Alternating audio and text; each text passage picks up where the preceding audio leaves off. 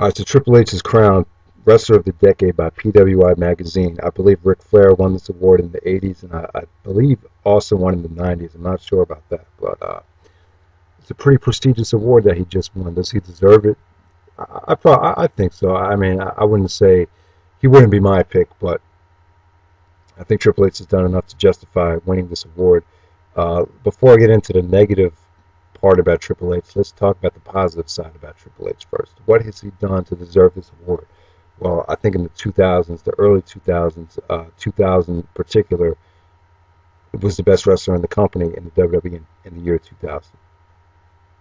You know, the great series of matches with Mick Foley, the program with The Rock, um, the great last man standing match with Jericho, the entertaining feud with Kurt Angle and Stephanie McMahon, and then you had the technical mat classic at No Mercy of 2000, and then you had the great feud with Stone Cold Steve Austin, and then you probably had Triple H give Undertaker his best match at a WrestleMania up to that point. So, you know, Triple H was an outstanding performer in the early part of the 2000s. Like, however, you know, after the quad injury, he was really never the same. You know, so he was never the same after that. But before I get into the negative part about Triple H, let's continue with the positive.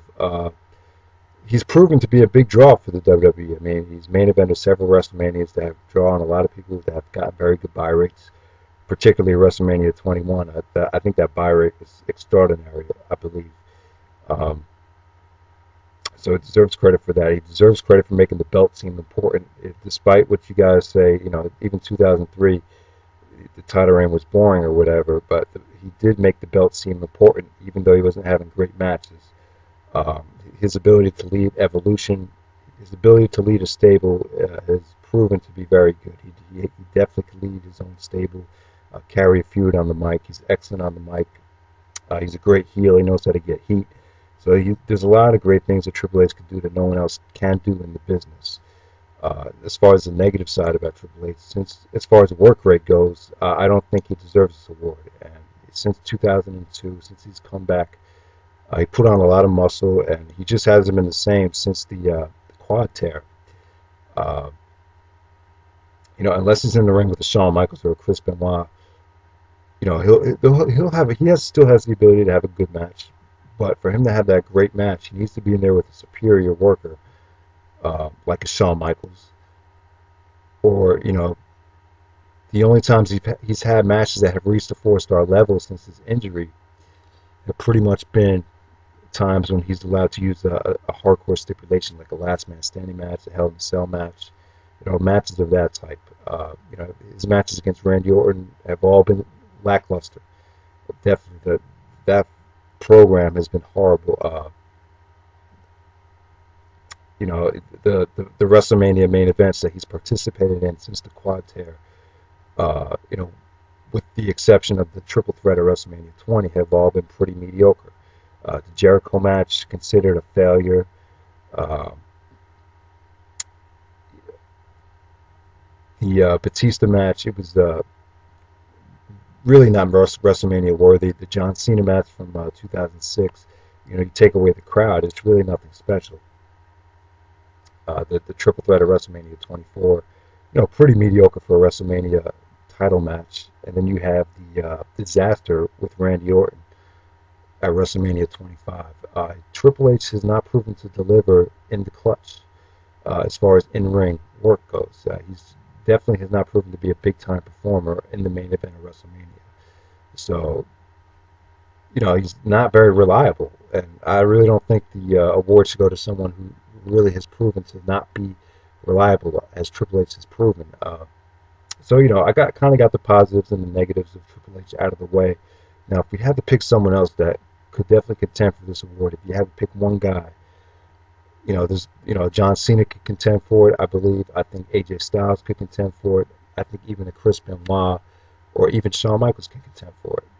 I think the only reason Shawn Michaels is not considered is because he really doesn't work a lot. Uh, and same thing with Undertaker. They really are used sporadically throughout the WWE. Both of those guys have taken a lot of time off in between each year. So the only other guy that definitely deserves this award, I would say, is Kurt Angle. Uh, Without a doubt, you know, Kurt has improved every year since the year 2000. Unlike Triple H, he's definitely improved year by year by year.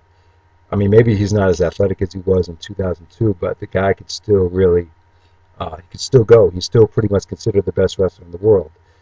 By the end of this decade, he was. Now, for Triple H, you really can't say the same thing. I don't think Triple H is really anywhere near to being considered one of the best wrestlers in the world anymore. Kurt Angle in 2001, the wrestler of the half year, he had a great feud with Stone Cold Steve Austin. In 2002, he was the best wrestler in the WWE by far.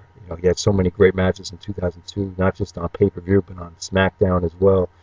And then 2003, he battled through a neck injury and still remained.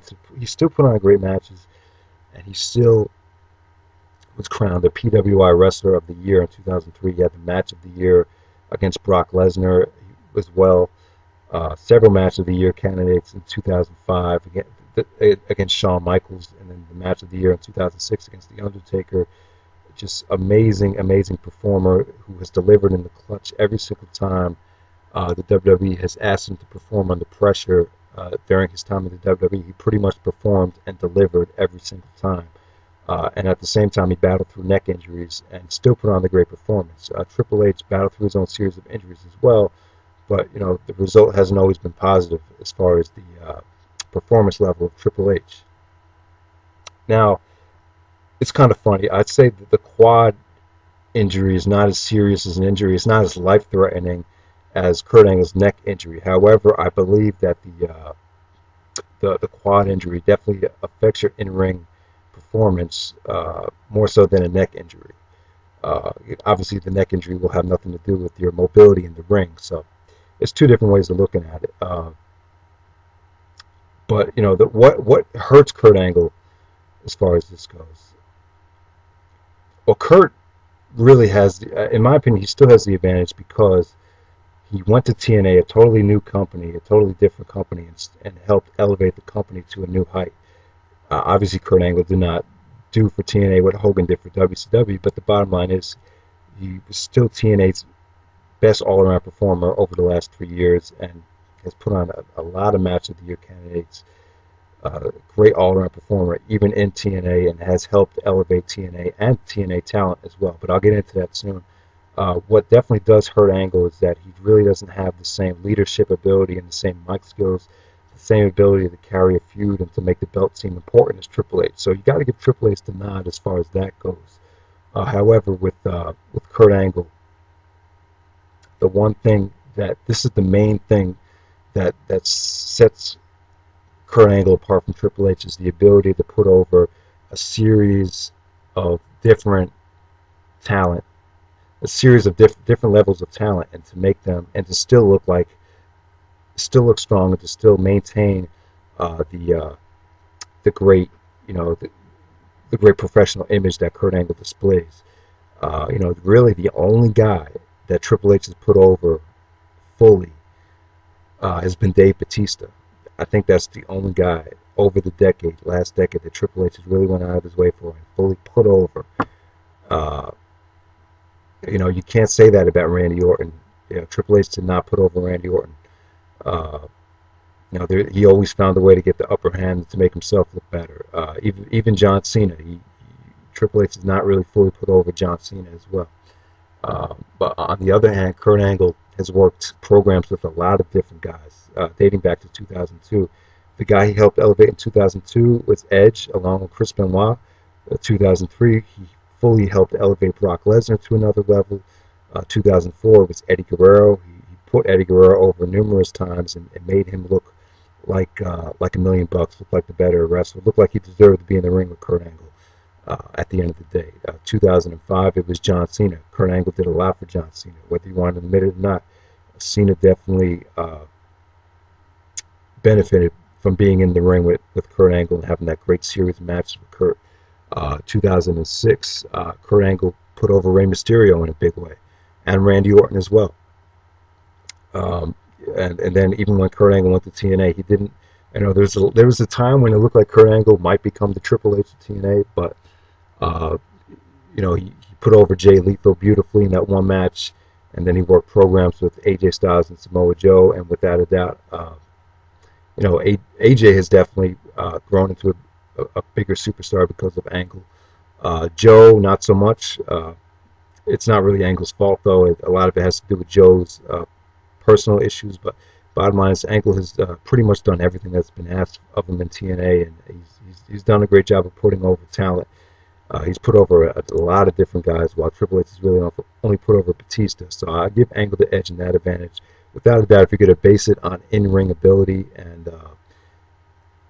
the ability to make your opponents look a lot better, I think you have to give it to Kurt Angle. If you're basing it on the ability for the guy to draw, the number of times he's been champion, the ability to carry a feud and to lead a stable, then you have to give it to Triple H.